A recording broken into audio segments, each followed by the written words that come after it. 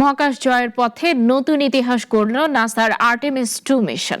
পৃথিবী থেকে সবচেয়ে বেশি দূরত্বে ভ্রমণের আগে সব রেকর্ড ভেঙে দিয়েছেন এই মিশনের 4 নভোচারী। চাঁদের উল্টোপিঠ ঘুরে আসার এই ঐতিহাসিক যাত্রা মানব মহাকাশ অভিযানের নতুন যুগের সূচনা করছে।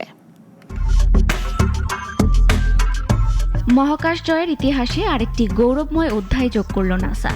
4 নভোচারীকে নিয়ে এই মিশন ইতিমধ্যেই ভেঙে দিয়েছে প্রায় অর্ধ শতাব্দী পুরনো রেকর্ড।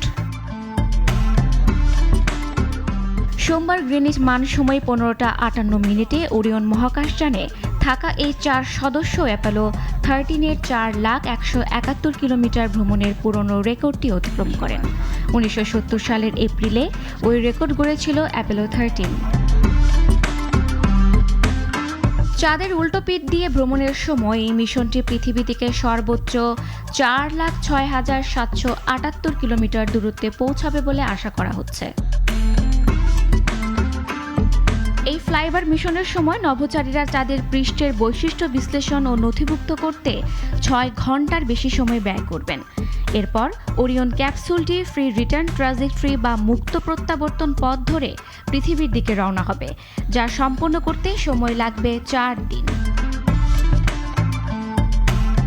এই মিশনের সবচেয়ে আকর্ষণীয় অংশ হলো চাঁদের উল্টো পিঠ দিয়ে যাত্রা, যা এই পথে চলার সময় নভোচারীরা এমন সব অঞ্চল দেখছেন যা আগে কখনো মানুষ সরাসরি দেখেনি।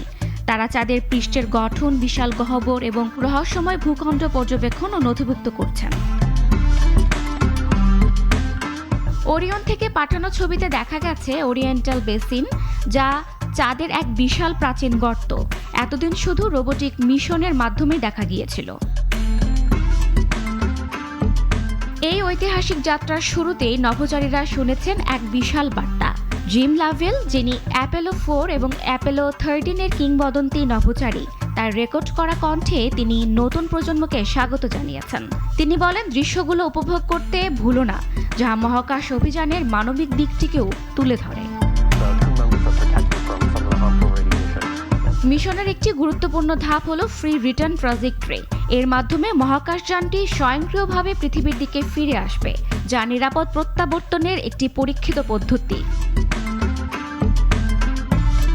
আর্টেমিস 2 শুধু একটি মিশন নয়, এটি ভবিষ্যতের চাঁদে মানুষ পাঠানোর প্রস্তুতি।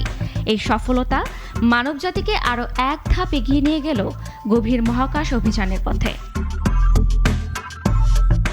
সাদিকা তাসনিন, নাগরিক।